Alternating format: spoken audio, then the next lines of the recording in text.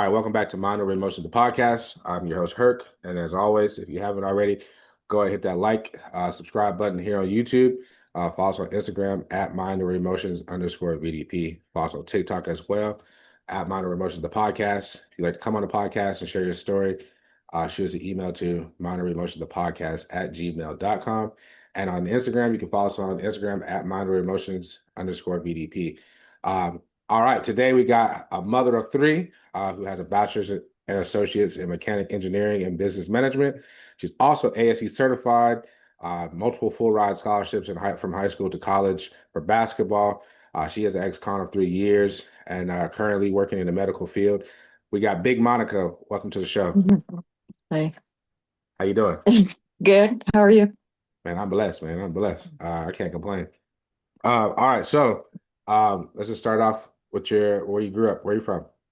I'm from Ukiah, California, like up north. Okay, what's that close to? Uh, Eureka? Eureka? I don't know why I always thought you were from Stockton or Modesto. No. I literally just I said, mean, I grew up there. Like we were, I think, 4 years old when "Hey, we kitty." when we moved out here actually, and we lived in Stockton for a long time, and then Modesto, and then Okay, so later up. I told my mom, I said, yeah, I think she grew up in Stockton or Modesto or something like that. And my mom, I got a message for you from my mom. She said to tell you, Happy Black History Month. Today is the 1st of February. All right, Oh so yeah. did you grow up from? Did you come from a nuclear household? Mm, Do you know what that means? no. Okay, a nuclear household is you grew up with your mom and your dad in the same home. No. No? Who'd you grow up with, your mom or your dad? My grandparents. Oh, okay. So why did you live with your grandparents and not your parents? Uh, my mom was doing bad stuff. So Okay. Um, so how was it growing up with your grandparents? it was fun because I was spoiled. I was like their favorite. Okay. So anything I did, it was like I got away with. So I didn't like to go anywhere else but stay with them because I had like a plan. Okay. And then what about your dad? Where was he at? My dad was with my mom till I think I was 7 years old. Um, but they got divorced Okay. Now when I let me ask was you this. And at any point in time, I always tell people at any point in time, you can, I'm just here to ask questions based off of, Mhm. to help you get your story out. So, if any point in time it's a topic that you don't want to talk about, that's perfectly fine, right? Um, so when it comes to your parents, do you know? I know you said they were out doing bad things and stuff like that. Do you know why or how it came about for you to live with your grandparents? um we were taken away when me and my older sister were taken away from my mom because we were living in a car. Oh, okay. So you guys were homeless. So how did that like when it came about? How were you when you got taken away? 6 months. 6 months. So originally growing up, is it safe to say that you probably thought your grandparents were your actual parents, huh? Mhm. Uh, Yeah. how old were you when you learned that that wasn't the case? I think I was 5. Okay. And then with your grandparents, were they like open with you about like answering any kind of questions or anything like that, or they just kind of like didn't want to talk about it? They talked about anything, but I just didn't know.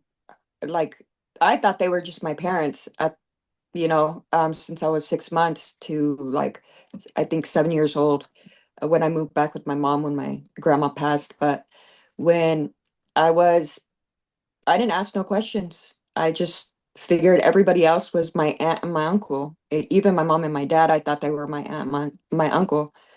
Okay. Now, when you had to move back with your birth mother, how was that transition for you? It was tough.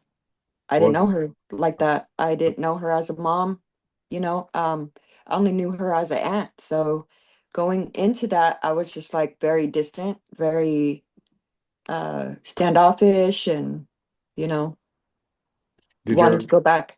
you want to go back with your grandma? Hmm. So, but obviously you're what you say you're 7. Yeah. You're 7, you're dealing with the loss of your grandmother, but who you knew as your to be your mother, so the loss of your mother in a sense. And now you're living with who you thought was your aunt, but who's actually your birth mother. So I'm getting so obviously you got a lot of confusion going on, a lot of hurt, a lot of pain. Um, how did you get through that? Like, how did you? I know you said you were distant and stuff, but how did you cope with that? Like, Uh, I just knew that my grandma wasn't coming back, the morning that she passed, I was laying right next to her. So I woke up trying to get her up and she wouldn't wake up, so I went to go get my grandpa and he just basically started crying and we called everybody, everybody came, but I knew like she was gone because she was so cold. yeah. Um, and once you lived with your grandma, I mean, went back to live with your mother. Um, did you lose contact with your grandfather? Or is he still part of your life? He started getting sick. He had cancer. So Okay. then I lost him maybe like 3 or 4 years after. So it was just a big loss. Um, I just was quiet. I put everything into school and basketball. Okay. Um, and what kind of support system did you have for your through all this? Mm, didn't have one. So you just cope with everything on your own? hmm And Oh, basketball was my coping mechanism. So I would be at the park, at the school. I would be playing all the time. I was like one of the best kids playing basketball, because I just practiced and practiced and practiced. yeah. Um, so how would you just describe your childhood besides the trauma of losing your grandmother, and then having to deal with, relearning your mom and all that? How would you describe your childhood? It was a shit show. You didn't have friends and stuff? I had family. Like my sister was my best friend, my cousin was my best friend, but everybody was like afraid of my sister that nobody wanted to be our friends. So Why we was they only afraid of had your each sister? other. Huh? Why was they afraid of your sister? My sister, like if anybody messed with us, like she would beat them up. Like just, she was the sap. She protected us to the fullest and she didn't care what she had to do to protect us. Like nobody was going to mess with her baby sister or her cousin. None of us had to worry. But they were worried about like, oh, if we're not friends with them or if we're friends with them and then we don't want to be friends, we're going to get beat up, stuff Yeah. like that. They were just so like my sister was getting kicked out of school like every other day, beating someone up. She, Is she is yeah, she is she bigger than you? she was, yeah. I'm saying like right now, is she bigger than you? Because I know for a fact that you're like 5 foot. She's she's she's like 5'3". 5'3". Okay. Yeah, but she like put me in karate. She put me in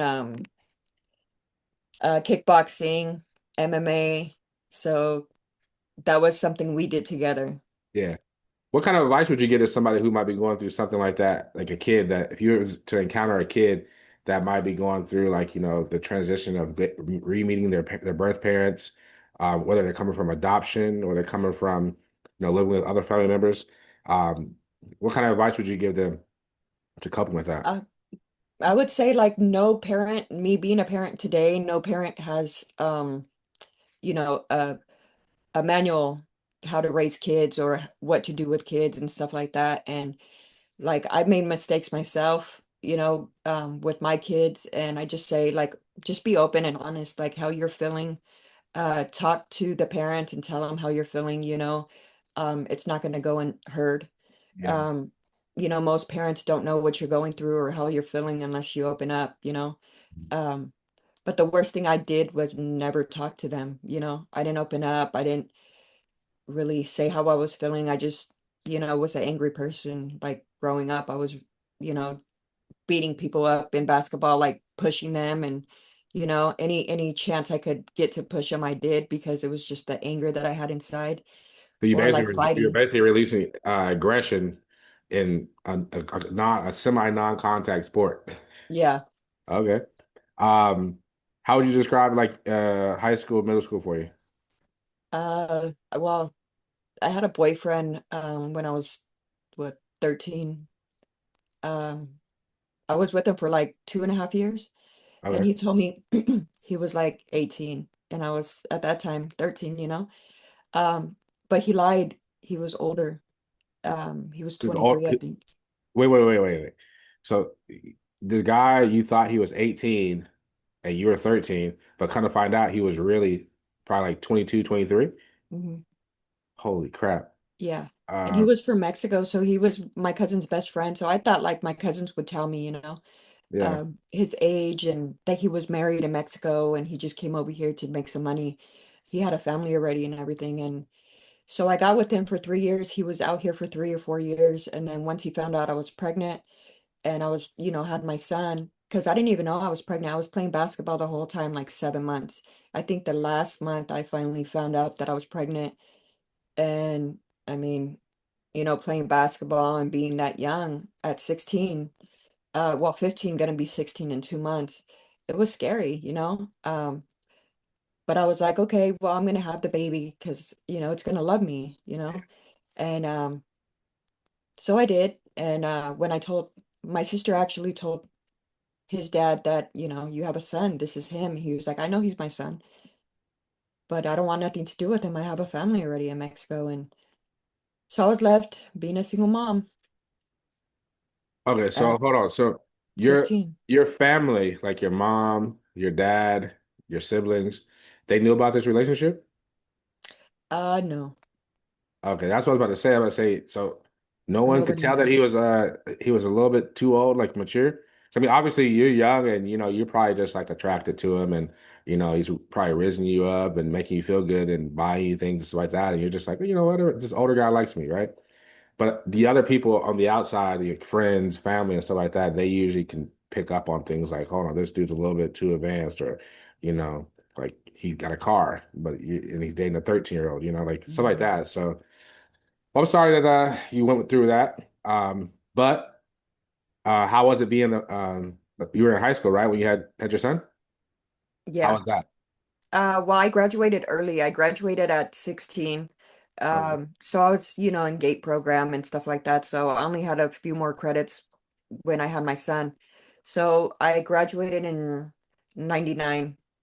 Um, and that's the year I had my son. So I was done and over with at 16, high school. Okay, wait, let's back up. You graduated in 99. We didn't even discuss this. How old are you? How old are you? I'm 41. 41? Okay. And I don't think we addressed this part either. Usually I do it in the bios, and I mean at the bio, the introduction. What's your relationship status? Single, Single. Okay. Um, you ever been married divorced. before? I was about to say you've been divorced. We'll get to that later. Um, so you're 16, pregnant, about to graduate early. Um, how was that? Like, how was like balancing being pregnant, sports, and like, your education? Like, how was that? It And not was easy having for me. no support system. It was easy for me. It was really easy for me. Because I self-soothe. Okay. So What do you mean by I self-soothe? never had anybody except my grandparents, really.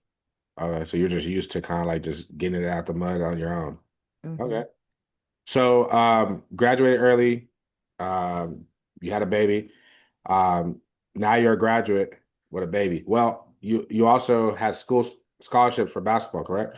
Hmm. What happened with the scholarships? So I was taken from my mom.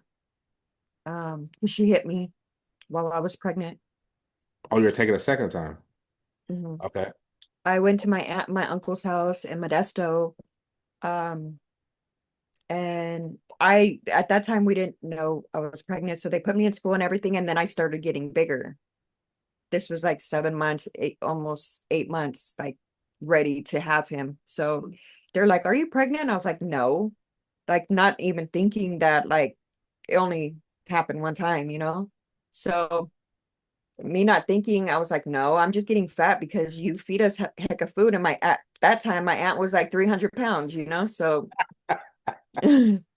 like, Go ahead. so I mean, like.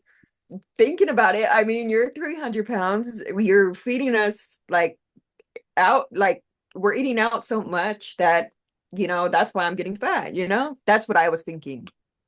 But you only Um, get fat in the belly. That's where your body is all still fit. yeah, and it was just all, yeah, there. And my thighs, I was like, oh my God, I have thighs now, like I was just tripping and nothing fit me. I was like, oh my God, now I have to wear sweats because nothing fits me. So, like she took me to the emergent, urgent care, and she told them that, I think she's pregnant, she's round and, she might be almost due. And I was like, she's crazy. I was just thinking in my head, she's crazy. Like, you can't just get pregnant off one time. Like, it only happened one time. Yeah. So, come to find out, the lady was like, do you want your aunt in here or not? But we have the results. And I was like, sure, I don't care. I mean, it's going to say that I'm not. Well, it said I was. How is that? I was fucking, I mean, sorry. Oh, you're good. Um, I, I was nervous. I thought I was gonna get beat for my aunt, my uncle. I thought like if my mom finds out, I'm gonna get beat. Like, yeah, I was just I not could okay. relate. I could relate from a guy's perspective. I remember when my ex-wife got pregnant, we were like fresh out of high school. Like we had just graduated. And I was avoiding my mom like the plague. And cause I Mhm. thought that when she found out that I was gonna get like I was gonna get whooped, like not whooped, but like she was we're men.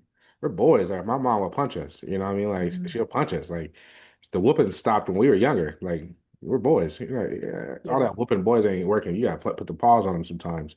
But either way, Mhm. I I was afraid that she was gonna, it was just gonna be a disappointment. Most importantly, like I thought she was gonna be disappointed in me, all this kind of stuff, and so I avoided her, and I finally ran into her, and everything was smooth. So when your aunt found out, how did she react? She wanted to take my son from me. She wanted me to give him up for adoption at first because I didn't believe in, I mean, I was too far along to have an abortion, but I don't be believe in that. And then she wanted my son because they only had two girls. And I was like, no. I was like, I'm not signing paperwork for you. So as as a 16-year-old, you or 15-year-old, once you get pregnant and once you have a child, that's your child. Like Yeah, you have to get permission, I guess, from a guardian or whatever. But I was like, I don't want you guys taking my son. Like that's my son. And for a while they tried to take him and I just was like fighting it. I was like, I'm not gonna sign no papers. I'm not, this is my son. And I was just telling the doctors, like, this is my son. Like, please don't let him take him. Like, I have to live with these people. Like, I can't just live with my son knowing he's my son and then they adopt him or something. So for the longest time, I was just like, just going to school. They would help me take care of him because at Modesto High, they had a program for the mother and child. yeah. And it was hard for me to get in because it was full. And so I had to go to school for a while. And then finally, when there was an opening, that's when they let me and my son in. But it took like maybe 2 weeks. And then once we got in, a week later, I pretty much graduated. I had all my points. Okay. All right. So when you graduated, did you still stay with your aunt? Um, no, I went right after I graduated. I went to my mom's house, back to my mom's house because she was able to get custody of me again. Um, and I missed her, so I would call her at school or use a friend's phone, and just tell her like, get what you need done because I don't want them taking my son. Yeah. This is my son and I don't want them trying to take him from me. So if you want to be a grandma, then be a grandma and be a mom right now and handle it because I don't want to be here anymore. And so they would treat me bad. My aunt, my uncle would treat me bad because I wouldn't let them have my son or sign over my son. They would take him from me at night when he was crying or when I needed to change him or whatnot. They would take him from me and then they would use a bottle instead of me trying to breastfeed Breastfeed. him. Okay. Um, so that was taken from me um, because after a while he just stopped, and it was tough because I think he needed it the most Yeah. because of me not taking vitamins, me not, being healthy as I should have been while I was pregnant because I didn't know. And then you have more kids than just your son, right? You Yeah. have three. Mhm. Um, how did not how did I mean we know how you got the kids, but um they don't have I'm guessing they don't have the same father. No. No. Um, and then how did you and their dad meet? Uh, well, my middle one, I was raped by a family member. Okay, I'm sorry to hear that. Mhm. Um, damn, I'm sorry to hear that. Let me ask you a question about that though, if you don't mind. Um, Mhm. because a lot of times when people are, sexually assaulted and then the result of that is a child, a lot of times people will abort the child, put the child up for adoption. Um, why did you, not why did you, but like, yeah, why did you decide to keep the baby? What made you keep the baby? Uh, I was thinking of giving it up for an adoption. But then when I moved back with my mom, I met my ex-husband. Um, he knew I was, lesbian, whatever, like I liked girls. But he wanted to be the man in my life and, treat me good and to show me that like there are good men out there. So I met him in church. Um, Again, he was 10 years older than me. Um, so I was 17 at this time and he was 27. No, yeah, 17. 16 gonna be 17. Was pregnant and he just, told me and told my mom that he would take care of me. Uh, he knows, what happened with the one I was pregnant with, and he asked me, you know, she could be mine. Um, I'll give her my last name, I'll sign the proof of paternity, I'll do all this. And he did.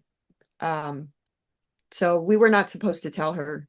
But when I was in prison, they got in an argument, my daughter and him, and he finally told her that I'm not your dad. That crushed her because she was already 16, and he's all she knew. And when she asked me who her dad was, I was like, my uncle, not my uh he was married into the family. Um, but he's dead, so she never got to meet him, and she'll never get to meet him. But we don't talk as much because she wants me to get to have my cousins and, you know, have a paternity test, and they won't do it. So she's upset with you because they won't do it? Mhm. Because I won't make them do it. And it's like I can't make anybody do anything but Yeah. to find out, if that's her dad. They don't want to know. I think like that'll be permanent. Yeah. So you've addressed this with them that, hey, Mhm. My uh, daughter wants this and they just won't do it. okay. Um, did your daughter ever, did you or your daughter, family have they ever had to go to therapy or anything? My daughter won't go. I've still in therapy, still working on myself, still, there's a lot of trauma, Yeah. um, abandonment, stuff like that. I'm working on myself, loving myself, the insecurities and stuff like that. Like, so in a sense, like I'm never gonna be done with therapy. I believe that it's working for me though. I'm living a life that I never thought I would live, you know. Um, just threw my life away pretty much, um, Let going me to ask you, prison. before we get into that, have being a mom, a young teen mom of a, from a guy who didn't want anything to do with your first child, because he was living a double life, and then to be essayed by your family member whether blood or married in or not, it's still family. And then a kid come from that. Um, how are you doing mentally during this time? I was messed up. I think the only thing that saved me was going to church with my ex-husband. Now, while you're in church and this is going on, did the church like they didn't provide any kind of support for you? Mm-mm. Did you talk to them about it? Uh, I talked to like the pastor because we knew him. Um, they just prayed and said we should go to therapy. I should go to therapy. But with having two kids and then got pregnant right after having my second one, like 3 months later, I had my third, I was pregnant with my third, didn't really have a life. Like, all my childhood was gone, Is and your then is your ex-husband, he's the father of your third child, correct? mhm, Is he a part of that child's life? he's a part of all three. All right. Well, that's a blessing at least. Whew, man, I unpacked a lot. So what landed you in prison? How did Um, that happen? okay, so uh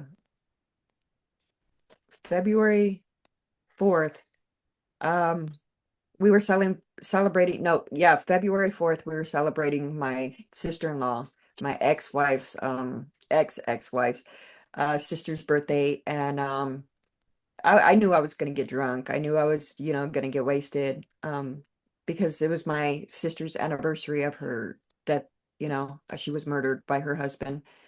Um, Wait, pause here. Real quick.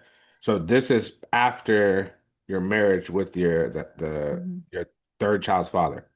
yeah. So before we get into that, what caused you guys to split? Me and my ex-husband, Yeah. he slept with my sister. Oh my gosh. Okay, so now I have a question about that. Mm, You're coming from all the stuff that you said, right? And then your husband sleeps with your sister. mhm. At any point in time, did you like your self-esteem? How was your self-esteem? Like, like what were you thinking of Monica? I didn't think about myself. I thought about my kids. I understand that, as being a parent, but at some point, like you have to think like you're human, you think like, am I not good enough? Like I want to end it all. Like, was any of those kind of thoughts like crossing your mind? I didn't think that then. I think it was more when he told me that he wanted a DNA test because my sister told him I cheated on him with one of her friends. She was doing drugs at this point, and I was watching her kids and watching mine. Um, Is this a sister to be beating up people? no, my Oh, younger sister. okay, go ahead. Um, so she told him that, and then he almost tried to kill me with my daughter. He choked me to practically to death unless his sister went in there and stopped him. But I was turning blue, she said, and she saved me. She saved me and my daughter. And he said, I want to get a DNA test. And I said, that's fine. I know who my daughter's dad is. So I'm not, worried. I never cheated on him. I never went out of my marriage. I never did any of that. I just knew that, I wanted a family for my kids and I wanted someone safe. And I thought that was safe for me. And then when I, came home sick one day from work because I was working, I asked my son because the kids were running around in the living room and it was a mess. And I asked my son, "Where's, your dad?" He was like, "In the room." I was like, "Where's your Tia?" "In the room with dad." So I went in the room and yeah, caught them. Wait. So he sleeping with your sister while your kids are in the other room. Mhm. And Oh I was at man. work. Again, like I said already multiple times, man, I'm sorry you went through this, man. Um, all right, so back to February 4th, you're celebrating, and what happened? Um, I drank too much and I got in a car accident. I killed myself and hurt my ex-wife. Uh, You died. killed I yourself? think I was. Yeah, I was dead for like 15 minutes. Oh my God. Yeah. What kind My of hip was in my let me ask you ribs. this. When you killed yourself for 15 minutes, do you remember anything from that I 15 don't minutes? remember nothing. I don't even remember leaving the bar. I don't remember anything. Because I'm asking this because people say like like when they get to those those go through those situations like that, they say, "Oh, well, I seen the light. I seen this. I see." Oh yeah. I mean, so what happened was, I guess when we were like 5 minutes away from the house and you're gonna make a turn like this to go home, I guess instead of pressing the brake, I pressed the gas. So I was going 120, hit a pole and wrapped my car around a tree. My hip was in my ribs, broke like five of them, shattered five of them, and then my shoulder was shattered, and my ex's was like her shoulder, but a lot of like mental stuff, like, from the accident. And I get it. Um, I don't remember it leaving. She gave me the keys saying if I could drive, and I guess I said yeah, but I don't remember that either. And so all I remember was um my sister, the one that passed, the one that got killed. She came and she was just like talking to me. Like, I think that's what kept my brain going, even though it was like 15 minutes and they said like you don't have, what is it, like air going Yeah. to your brain. Oxygen. Yeah. Um, that's what kept me going, I think, in the 15 minutes, for it not to like put me as a vegetable, like they said. Um, but she brought me back. Like, she was like, it's not your time. It's not your time. You have so much to live for. It's not your time. Like, don't do this. Don't do this to mom again. And I was just like, what? And she was like, she already lost one kid. Don't let it be two. She's just like there, like she was real. And I grabbed her hand and I just wanted to be with her. And she knew I was going to grab her hand. She reached out for me and I grabbed her, and she took me to the light where all the doctors were working on me because I had car parts in my head. I had glass. My hip was, you could see it was up here. It was turned. Like, it was just gross. My knee was like up and out of all this. My shin was out. It was just bad. Yeah. It like smashed me. Do you feel like after once you came back to, um, do you feel like things changed for you meant like in your life? Yeah, I was an alcoholic before. I drank a 36 pack um every 2 days. And So I for was for everybody who's watching this story, that's a lot. Uh-oh. Uh-oh.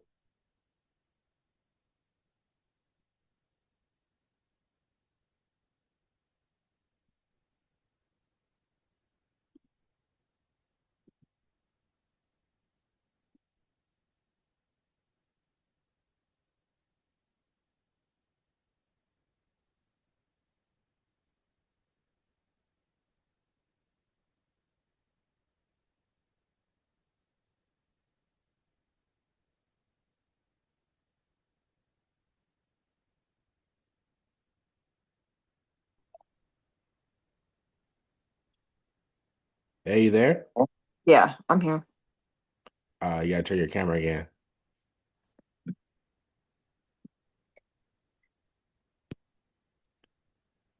There we go. There we go. What happened? I don't know. I just hung up. I was like, what the hell? Okay. All right, look, so what I'm gonna do, because I can crop all this out Okay. and merge it back together. Um, I'm gonna count it down and then I'm gonna say what I was saying. All right. Okay. So, all right. So for you guys who are watching, 36 pack in 2 days is a lot for her because she might be mighty in the mind, but she's short in stature. Um, not like you're just very a small individual. Mhm. You're not like big. So that's crazy. Um, So after you got out of surgeries and everything like that, you got shipped off to prison? No, I was trying to heal. I was in a wheelchair, because I couldn't walk. Yeah. Uh, they told me I was never gonna walk again. They told me that I was never gonna run. They told me that, because I had the car was in my brain, like it was touching my brain, like inside, kind of, cracked my skull. Um, Now, for so as an athlete, let me ask you this: as an athlete, coming as somebody as an athlete, how did you respond to that? Because I went through something similar to where I broke my leg really bad and stuff like that in multiple spots, and they told me I'll never walk again, and that affected me tremendously. Um, how did that affect you? Hearing those um, words, that you're never going to walk again, you're never going to play sports, you're never going to run. it killed me. I was like, you might as well just kill me. Like, my life's over, you know? I'm Yeah. gonna be a vegetable. I'm gonna be like in a wheelchair for the rest of my life. And like my mom tried to like take me places, and it was just like it was too hard for them to take me because I was in a wheelchair. Um, in March, mid-March, that's when I went to court and they remanded me in a wheelchair. And what was that experience like? Had you ever been to jail before? Yeah, but not looking at prison time. Yeah. Um, so being a mom, also dealing with everything that you got going on, and now you're being, you say, remanded to jail, facing, God knows how many years in prison at the time. What was going through your head? Just to give up, just go to jail and just give up.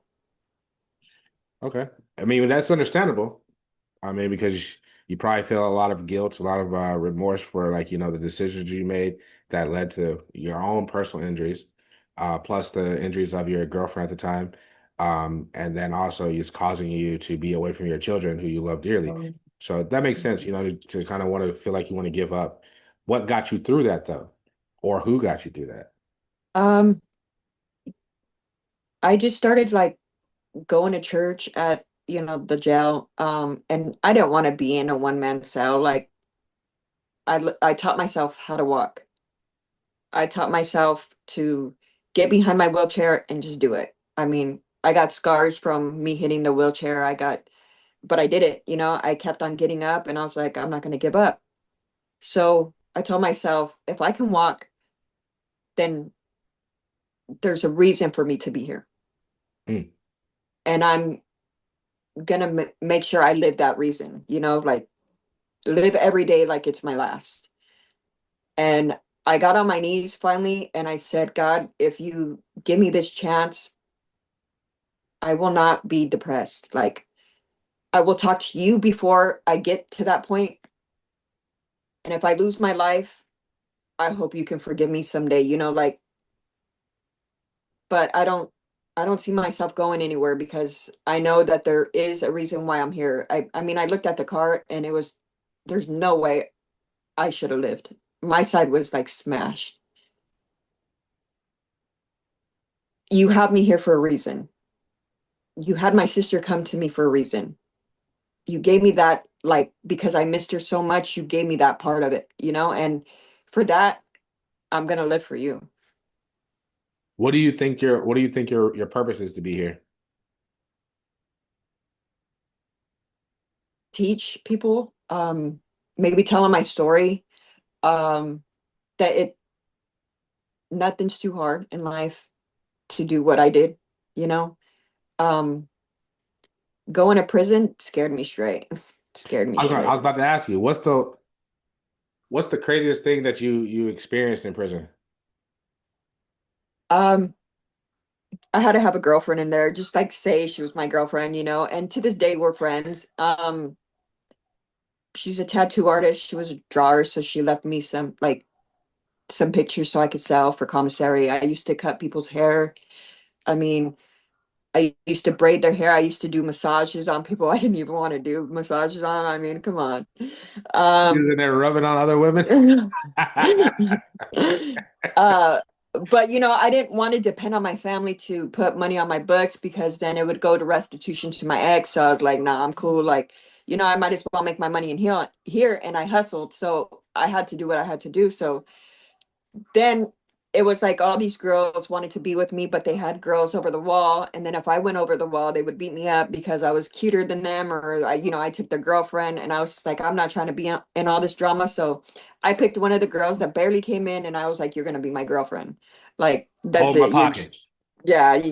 And she was, like we were Is that best is that friends. is that a thing in women's prison? Hold my pocket. I don't know. I never said that, but Uh, it 'Cause could you see, be. I never been to prison, but you see people, movies and like just like who've been in prison, men's prison, stuff like that. They always say that, like, like you hold in the man's pocket. That means you like his girlfriend. This little, I don't know. I never let no. I mean, I never had a fight in there. She fought because another girl liked me, and she started fighting. I was like, it's not even worth it. So you went 3 years in prison with no fights? No. Oh, so what's the wildest thing that you've seen happen then? Okay.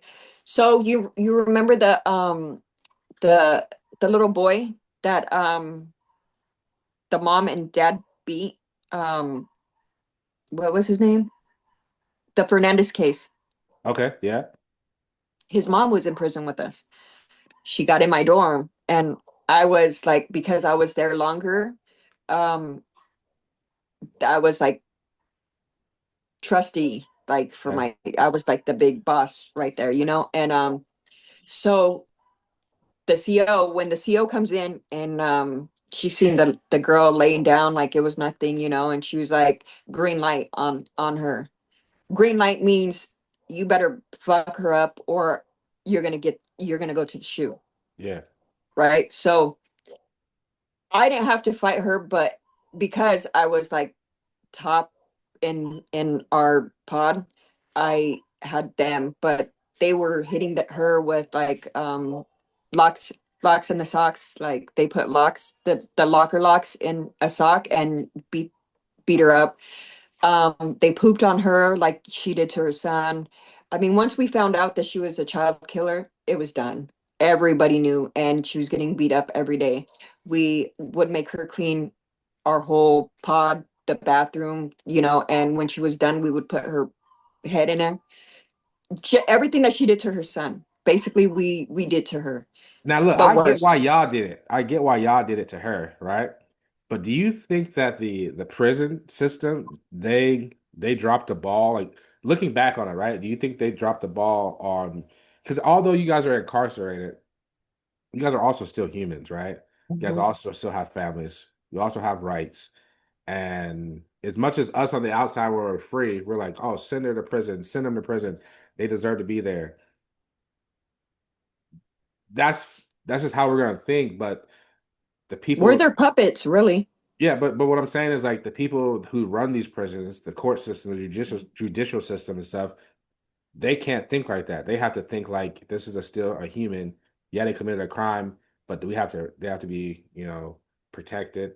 Do you think that they purposely sent them into y'all unit instead of a PC unit, um, to allow this stuff to kind of Her go to on? get, yeah. Okay.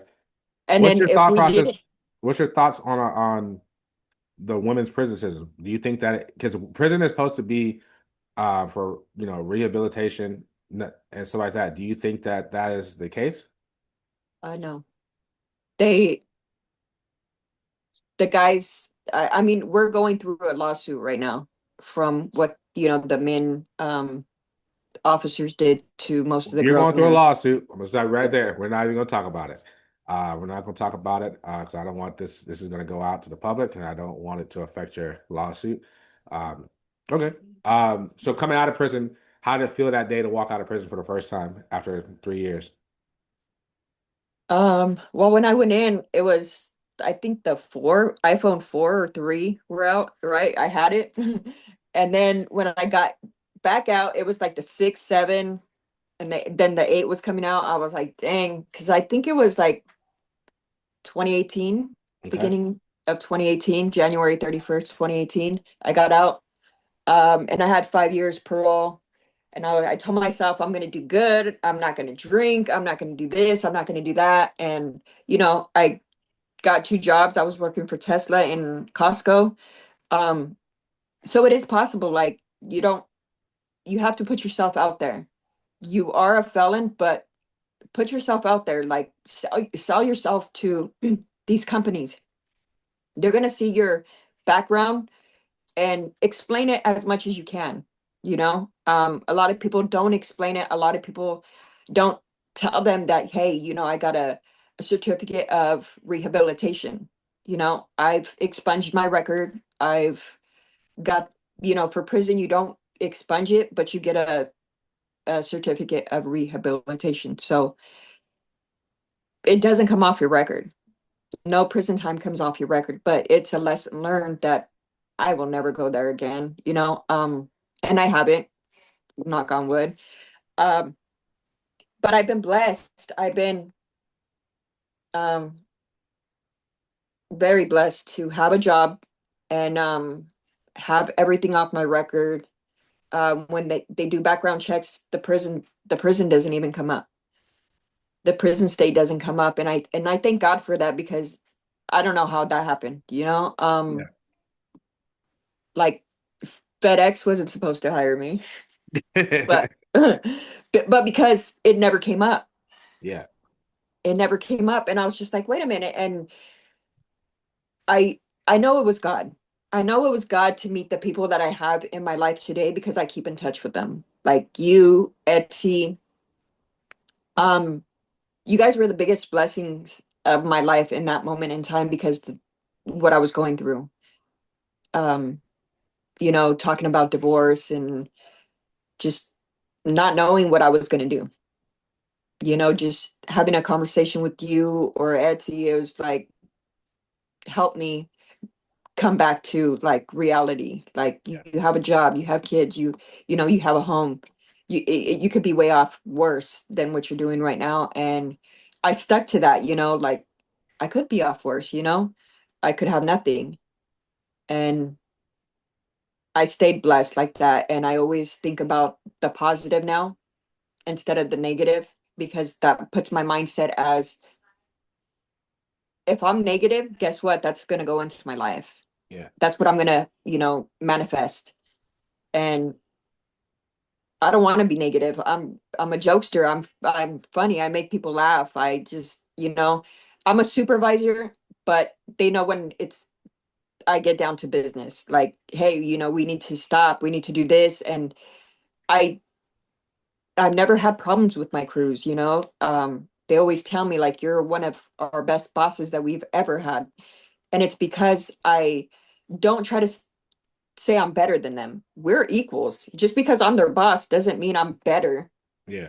I may have a higher pay, but we could still be learning the same thing. I'm not better than anybody. It's just a title. We're the same. And that's how I see it. I'm not better just because I'm a supervisor, just because I have degrees. Some people couldn't have it, but some people could be smarter than all these degrees, have a better job than me because, they're just smarter. Let me ask you this question. Growing up, besides being, I'm guessing you probably had aspirations and dreams to go like to WNBA, right? Mhm. But besides that, what else did you want to be in life? Um, a mechanic, own my own business. Because I seen my grandpa, I seen my uncles, I seen my cousins, and then I got into diesel mechanic, um, and I loved it. So that's what And this was I wanted after to your be. prison? This is after you went to prison? No, it was way before. I wanted to be a mechanic. I knew I wanted to be a mechanic. I just didn't know No, how no, to I'm go saying like your about it. degrees. Ye- yes, They came after prison. after. So Mhm. you would you say that that car accident was like the one thing in life that like kind of like just changed your life, like shifted in a different direction? Yeah, because I was in and out of college. I graduated with my class in 2003 and then went to college, started college in 2005. After my sister passed and after the whole thing, like 2012, and then my dad passed in 2015, like 3 years later, um, I just told myself I have to be better for my sisters. I found out I had two extra sisters for my dad that I didn't know until they were older, but I try. that's why I moved to Washington was for one of my sisters. Let me ask you this. The elephant in the room, the tattoos. Uh, what made you get all the tattoos? Because I'll tell you this, like for instance, like I got a family member, a brother who got a facial tattoo. He's also an ex-con. Well, I don't like to say ex-con. He's also a prison survivor. You Yeah. know, he graduated from there. He's living. He's you know what? Let me just say this. Why I hope he watches this episode. And man, let me tell you, it was a long journey for our family with him. But as his older brother right now, I'm like very proud of him, man.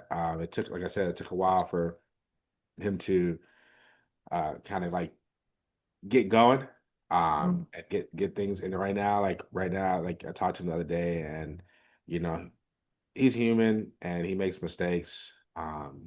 Sometimes he makes mistakes that I just, as somebody who's, you know, never made those same mistakes, I just think they're silly. But I love him, and sometimes we have to give each other like tough love, and I Hmm. think that we tough loved him, and it's making him into a better man these days. So if he's watching, I'm not going to say his name, but the people who know, they know what I'm talking about. He knows who he is, and I just want him to know.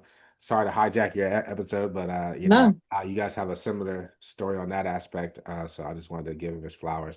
But I also want to give you your flowers because I met you post prison, and um, from what I could tell, I mean, I never even knew that you was in prison. It's not like you walk around and you just talk about like, oh yeah, I was in prison. Some people they try to like feel like that gives them I street did. cred. No, no, you got those people out here. Yeah, those people who hide it, but you also got those people who kind of like they bring it out, like make people feel like they're like, oh yeah, I was in prison. Like don't get it twisted. I'll fuck you up or whatever the case may be. Like I was in prison. Like okay, man. Like you're not in prison now. Hmm. And like I just don't think that people should use it for that. But I never knew that you were in prison. That's my point. And so knowing once I found out or you disclosed it to me, it didn't make me look at you differently, but it did. Not different in a bad way. It made me look at like, okay, wait a minute. People who go to prison, they always say that when people go to prison, like they're gonna come out and they're gonna live shitty lives because they can't live here because they're felon. They can't get this job because they're felon.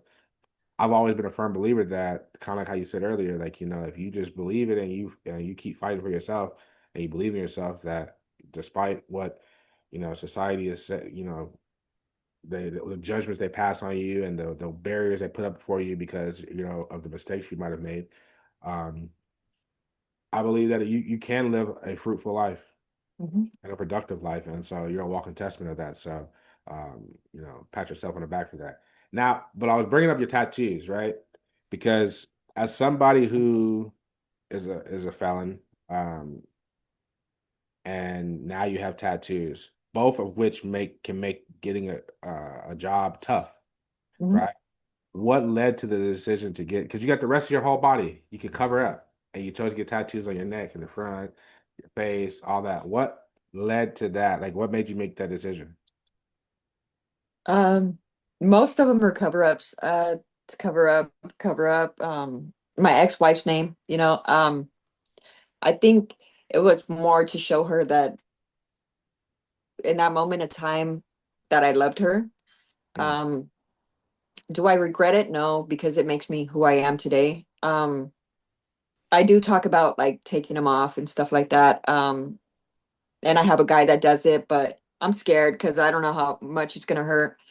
Uh, but as far as job purposes, I go in with the confidence that I'm gonna get the job because I used to be a manager. I used to, I was almost up there to be a like president, of a company. So I know what the steps are and I know how to go in there with confidence. I know what questions to ask or what questions to, answer. Um, I've never not had a job hire me because of my tattoos. Um, it was more because of what's on my resume and what I can show them. Uh, because all this is, just ink, but it's what you give them that's gonna, your work ethic. what it's mostly like I have all management. And who would hire me for management, right? Supervisor of 175 people. But it's how I talk to them when I'm in an interview and, like my degrees behind me. Do you put down that you were in prison on your applications and stuff? Um, as far as like since it's been 7 years, I do. I disclose it and the interview. I don't disclose it on the paper Oh, so you like you gonna because let it's me been 7 years. you're It's like been seven you're years. gonna let me explain this to you. Hmm. Yeah, well, because it. I could have been out in the street like a lot of people that say I can't do this, I can't go get an ID, I can't go get this. My support system was my kids. At the end of the day, it's my kids. I live for them. I'm a prime example to them. And you've met my son. He's hard worker. He does what he needs to do. Um, Sorry, it's my cats. Yeah, you're good. Um, but I have to instill in them that you have to go out there and work. You have to, if you're going to be the man in the relationship, you have to take care of your family. It's a must. And my daughters also go out there and work, have their own, and don't rely on a man because you can't sometimes, you have to rely on yourself. You have to take care of yourself first and foremost before you can take care of anybody else. Now, let me ask you this: what's the biggest stereotype that people project onto you? Um, that I'm like a mean person because of my tattoos. They almost like become Judge me before. fearful. Yeah, judge you, Mhm. become like fearful. They think like you're some like gangbanger or something. Yeah. Oh, okay. Let me ask you this. Even though getting the tattoos was a decision that you made, when these people pass those judgments on you and you can obviously see it and feel it, how does it make you feel? Um, I think they look at me more as like, are you a girl or a boy? Type of thing, Like they don't look at my tattoos. They think I'm a girl. Are you a girl or a boy? Is more or less than looking at my tattoos. How do you like how do you feel about that question? When someone opens the door and says, "Oh, come in, sir," I'm like, I'm a girl. I'm a girl. I do, tell them that I'm a female because I don't want them thinking that I'm a male. I'm fully female. Just because I look like this, that doesn't mean I want to change my sex. Nothing like that. I'm still a female at the end of the day, and I want to be addressed as a female. So, ma'am is okay. Um, whatever you want to call me after that, I don't care. But I do correct people. I used to not before, but then it started getting to me like, why do they think I'm a guy? But the way I dress, the way I Sure. am. Um, but Okay, then I look. Besides the fact that, I mean, if you actually just look past the way you dress, look past the tattoos, you can kind of tell you're a female, right? But if you just see you in passing, a quick glance, like you give off like honestly, you give off little essay vibes. what do Like, because like you when I met you at FedEx, right? you When I first seen you, I thought you was a little Hispanic dude that just started. And then when I first looked at you, you were like loading the boxes in the back of I'm not gonna say whose truck, but you're loading boxes because you were in training and you're helping them load the truck. I seen you, I came out my truck and I look over, I see you, I was like, oh, we got another guy. And then I came back out and you were standing there talking. And I was like, oh dang. I was like, she's new. The same person, but yeah. you actually stood still and I actually saw you. And I was like, I could tell you're a female. Um, Okay. Let me ask you this question. We're not gonna get too deep into this conversation, but obviously, you brought it up multiple times that, you like girls. Um, Being a part of that community, right? The LGBTQ community, um, how has that affected you mentally, like with everything going on and surrounding that community? Um, I think when they started adding the other letters to, I just I don't understand it. I don't mess with it. I am who I am, and that's it. You either accept me or you don't. But I don't put myself out there like like that Are you because talking about like when they talk about like all the different like the binaries and non-binaries and yeah, the I she think there's woman two and whatever? sexes basically. I just believe there's two sexes, a girl and a guy. That's it. You So know, you believe like the typical like even the heterosexual person believes that there's a male and there's a female, and in some cases a male might like a male mhm, might like a female, or a female might like a male, and a female might like a female. mhm. But and then Everything else is just let me ask you this question. We're not gonna get too deep into it. Let me ask you this though. So, what you thinking like that? Do you believe? And oh man, we're gonna get some slack from this one. You ready? okay. Go ahead. Do you believe that um, becoming a transgender is right, like the right thing to do? Do you think that that's should be something that we should be allowing people to do? I don't think so because what are you changing? You know, you weren't born with that part. It's never going to be that part. You know what I mean? You're just putting something. I don't know what they're putting these days, but I just think that, I mean, you're changing who you are to be this person, but it's never going to be that person that you are. You're taking tea, you're taking this, you're taking that, but you're never going to be a man. In Yeah, see, all that's seriousness. as a heterosexual man. I don't mean to be not defensive. I don't mean to be disrespectful to anyone or Yeah. right. I just being honest, right? Just having an honest conversation, right? I'm not trying to judge anybody either. Let me just say that because Yeah. we're not supposed to judge, but I feel like having an opinion on something is okay. But I'm not Mhm. judging them. You do what you want to do. I'm just saying for me on the outside looking in, right? I'm not gonna be I'm not calling no boy, the person who was born a male. I'm not never gonna call you a girl Mhm. because I agree. Here's the thing. I feel like it's disrespectful to women who were born women, right? Because Mhm.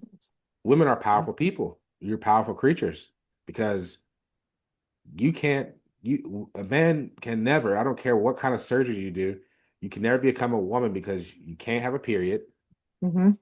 you can't produce, you can't build and grow a living human inside of you for 9 months and carry it and then push it out of you or have it cut Mhm. out of you depending on what route you go. You can't do those things. So Yeah. how are you going to how do you expect me to call you a woman? And then I also find it, and I'll say this too, how do you expect someone to call you, and we're not gonna get into that. But and then like for a female, right? Um, you can never be a man, right? Mhm. You cannot put your penis inside of a woman's vagina and give her what you got to make something, plant the seed. You see what I'm saying? Like Yeah. I'm trying to say it to where it's like socially acceptable. Yeah. But basically you can't have sex with a woman and make a baby. You know what I Yeah. mean? If you can't do that, then you're never gonna be that, right? Yeah. So it's like I'm not gonna call you. I don't care if they get mad. I'm not calling you. Like Monica, I'm never gonna see you and then be like, "Hey, what's up? What's up, bro?" Like address you as a dude. I'm gonna always address you as you, as a woman, Yeah. Monica, because at any given point in time, here's the thing: at any given point in time, you can always say, "You know what? I'm done with this lesbian life. I'm going back to dicks." Right? Or True. even despite my beliefs, even as a guy, right? You could dress like a woman, you could do all this stuff, you can go and, you know, uh, somehow get boob implants or whatever the case may be, but you could take all that shit off and you could say, you know what? Yeah, I'm back for fucking girls now. Like I like women again. You could always Yeah. do that, right? But what you actually are, you could never actually change. You see what I'm Yeah. saying? Does that make sense? Yeah. Right? So That's how I that's felt, all. honestly.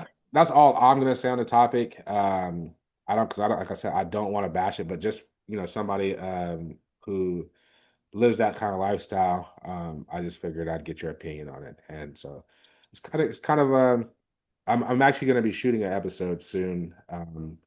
With it's gonna be on the LGBTQ community where I'm gonna have a few different people from that community on, and I'm not gonna really say too much I'm just going to be here to allow them a space to speak and say their, I might have some rebuttals because I'm me, but I'm not Hmm. going to be, I never want to be judgmental, Yeah. and I'm not, and I don't want to offend. So even with the things I just said, if that offended somebody, I'm sorry that that offended you. It's how I feel, and I'm not trying to offend you. You live your life how you want to live it.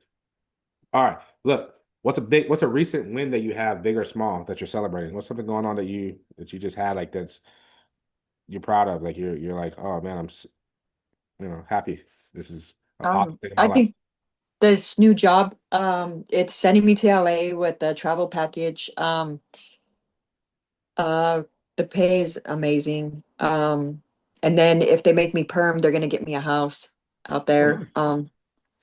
So I never thought I would be in anything like this, like move me out there or, be anything greater than what I am. And, we think that, and God has another plan for us. Like I said, He always opens doors if you believe. It's not in our time, it's on His time. And I believe that that's what's happening right now. I've just been in the mud, since my divorce. I've just, you know, been going to a little depression and, been dealing with my job right now with uh just backlash, retaliation and stuff like that. So, like I said, I told myself, just keep on going. Don't stop, just keep on going. And, I read my Bible every day. Um, just working on myself. And they say when you're working on yourself and you're healing, that's when your biggest wish or blessing is going to come, Yeah. right? And I didn't think about anything. I just, applied, boom. It said travel. I was like, I need to get out of here, you know. And I told my mom about it, told my kids, and I told them I have to do this for me. Let me do this for me. You guys are grown, mom, my sister's right down the street. Let me do this for me. And she said, okay. Did everything I needed to do, got my certification, and I'm going on my birthday this month on the 23rd. Okay. So have a hotel rental, um, credit card to eat, gas, stuff like that, and at the same time building my business. So everything's coming together. I got my EIN number, I got my logo already. I'm just going, and I'm not going to stop until I'm done. All right. Now, one of my last couple questions for you. Where do you see yourself at in 5 years? Retired. I know I'm only 41, but once I have my business going and everything's put into place, I have family that wants to come in and, and I know it's harder because family kind of tries to mess you over, but in running your business, but it's more or less, it's either you're doing it or you're not. Yeah. You're going to work or you're not. I'm giving you an opportunity, but I also want to give felons that are coming, out depending on their, offenses, give them a chance to have a job and see how they do because I came not with nothing coming out of prison, and there's some jobs that will give you a chance, and I'm going to be one of those jobs that are going to give felons a chance to come and build with us. All right. Now look, so obviously the purpose of my podcast is mental health, correct? Right? You know Hmm. that. Um, you said that you've lost people to mental health. Hmm. At this point, man, listen, I want to give you the opportunity to put their names out there into the universe. So that way, anybody who's watching, when if they're prayer, people who pray, the people who try to remember and try to like, just keep their names alive. And um, this is your opportunity to let those people be, out to the world and be recognized.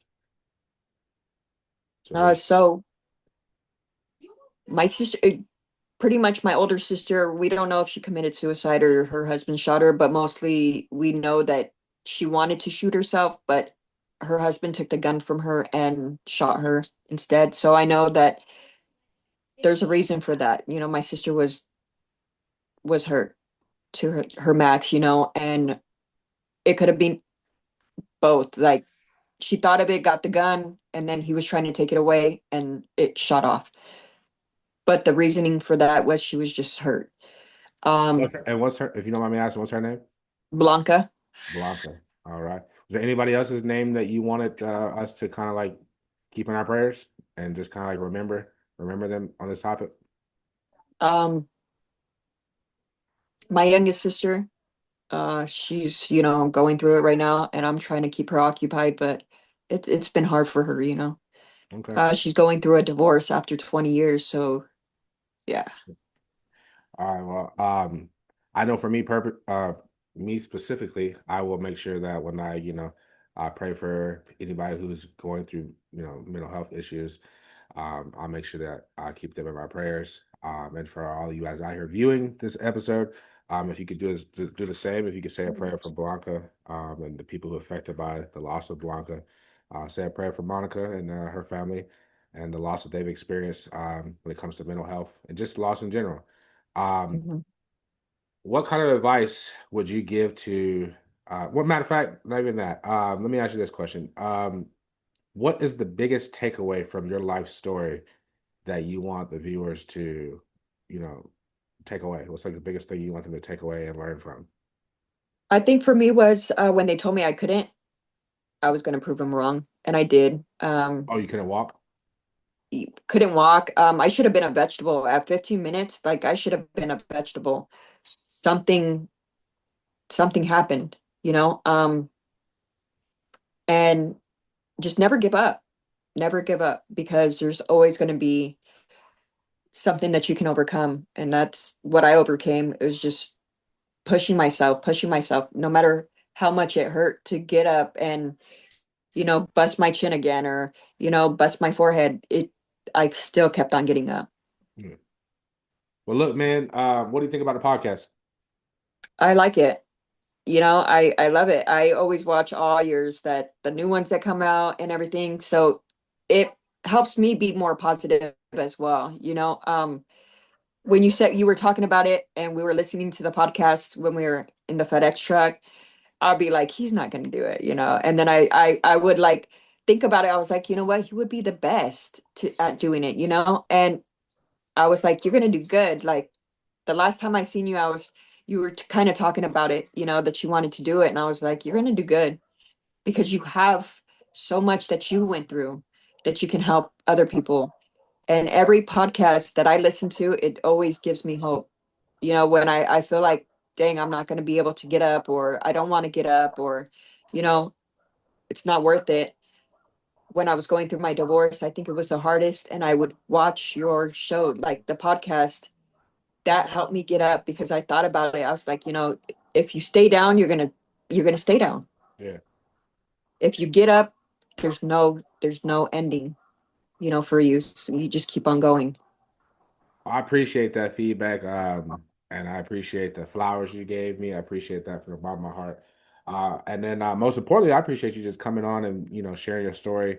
Um, and I hope that somebody who's watching this, if just one person can take something away from your episode to feel inspired, encouraged, and motivated to keep going on.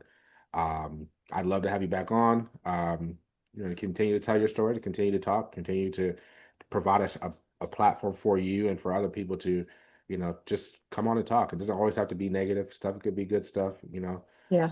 But just this is forever a platform where you don't have to be a big name. You don't have to be a celebrity. You don't have to be anything like that. You can just come on here and you can talk and you can get some things off your chest. You can address some things that's bothering you. Because one thing I can assure you is that there's somebody out there that's not as doesn't have the courage, don't possess the courage Mhm. that you possess to come on here, but they're watching.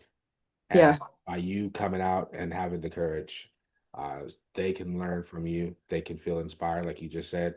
And I assure you, even in the silence, that there's somebody who's learning from this and there's a life being saved from this. And that's what I hold true to my heart. And that's why I keep doing this. Yeah. Sometimes it becomes overwhelming. It's tough, to sit back and hear these stories, and to hear the trauma that people go through.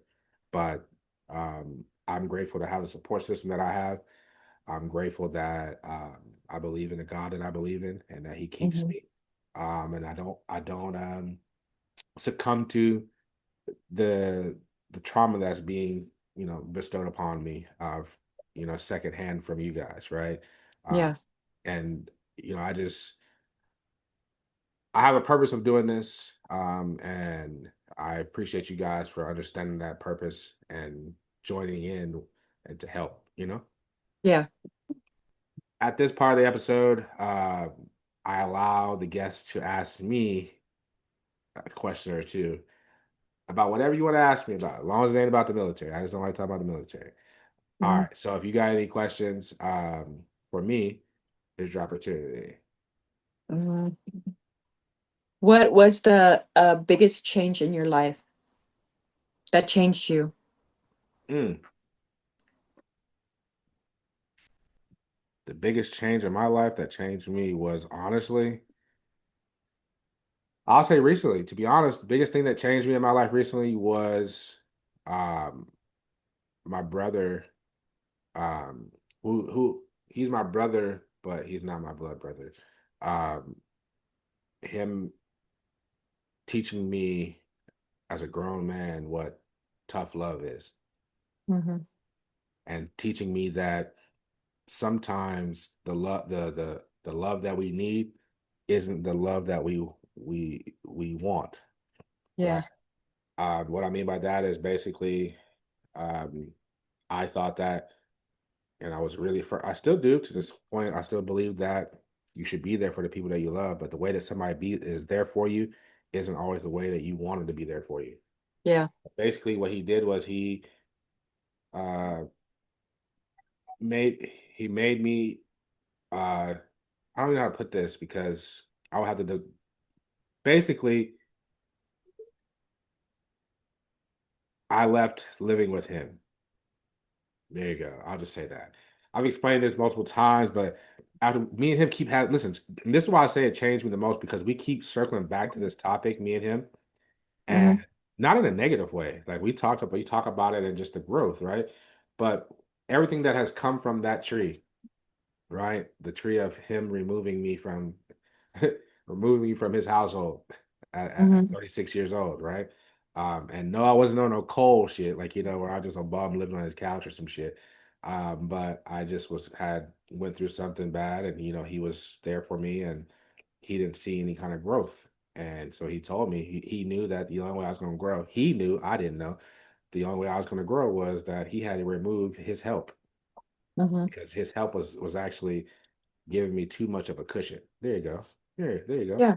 So I think that was the biggest thing that changed me, because since then, man, listen, my life has become amazing. Not because of the finances that I was blessed with, but because of this. This has Yeah. changed perspective on things, right? So I would say that was the thing that changed my life the most. What else you got for me? Okay. I know you got more Um, questions. um, how many kids you have? I have four birth children. I got I'm not gonna say their names because I don't believe in that, putting them on the internet like that.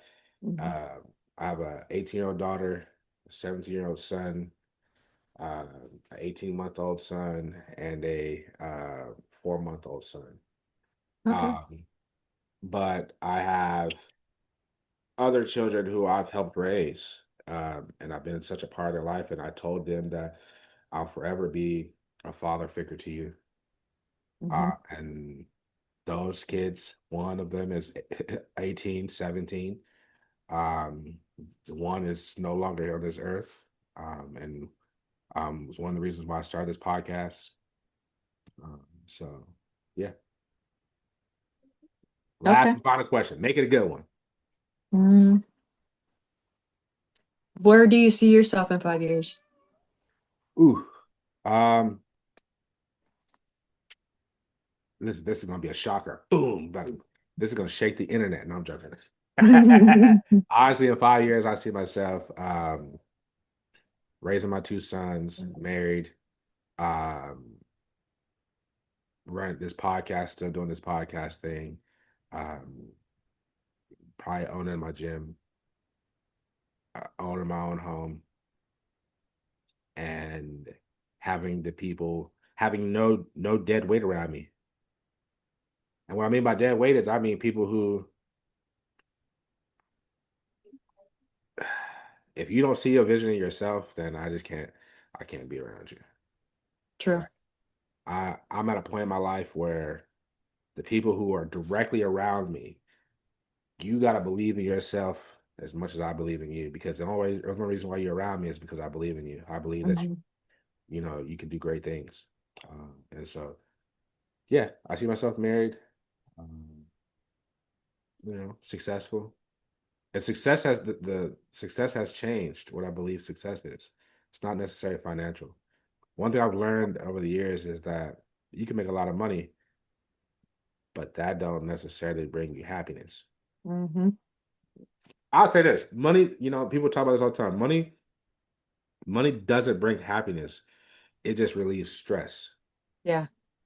not happiness. That's why you feel happy, because when you're less stressful, happy endorphins you experience more happy endorphins. That's why you Hmm. believe that money brings happiness, but it really doesn't. What it just relieves stress. Like you're not stressed about like how I'm gonna pay this bill, or when your friend hits you up and say, "Hey, can we go get some? You want to go with me to get some drinks, or you want to go with me to get lunch or whatever." You don't have to be like trying to come with a lie, or like like, "Oh, I'm tired today," or like, "Okay, I'm gonna do it because I want to fit in. I want to be cool. I want to hang out with my friend." But dang, how am I gonna pay this light bill that's due on Tuesday? Hmm. Having more finances just release the stress, different kinds of stress, right? Which makes you feel more happy, right? Yeah. But it doesn't. I'll say this. I'm gonna say this in my closing. I make good money, great money. I live a good life, Hmm. and I'm happy. But it ain't got nothing to do with the finances. Come January 2027, tune into my episode. Part two is coming to that episode as well. And you'll understand exactly why I'm happy at this point in my life. But look, Okay. Monica, I appreciate you coming on the podcast once again. For all you guys who are watching, if you haven't already, go ahead and hit that like and subscribe button. Drop a heart in the comments on this video. Show some love to Monica. Keep Blanca and her family in your prayers. And if you want to come on a podcast, shoot us a episode, not an episode, shoot us an email to minoriemotions.podcast@gmail.com. Follow us on TikTok at Minor Emotions the Podcast. Follow us on Instagram at Minor Emotions _ VDP. You guys be blessed. Continue to talk to somebody, feel inspired, motivated, educated, and we out of here. Peace.